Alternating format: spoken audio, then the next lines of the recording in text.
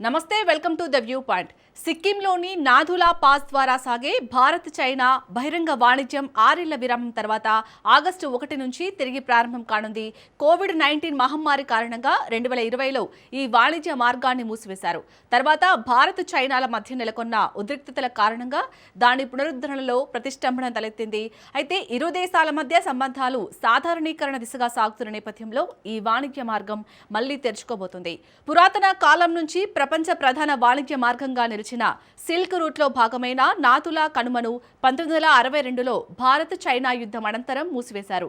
2006లో పునఃప్రారంభించారు. ప్రస్తుతం దీన్ని తిరిగి ప్రారంభిస్తుండడం సిక్కింకు చెందిన వందల మంది స్థానిక వ్యాపారులకు, రవాణా సదుపాయాల నిర్వాహకులకు, అనుబంధ వ్యాపార కార్యకలాపాలకు ఎంతో మేలు చేయనుంది. నాథులా ఎక్కడుంది? నాథులా కనుమ తూర్పు సిక్కింలో 14,140 అడుగుల ఎత్తులో ఉంది. ప్రపంచంలోని అత్యంత ఎత్తైన కనుమల్లో ఒకటిగా ఇది పేరుగాంచింది.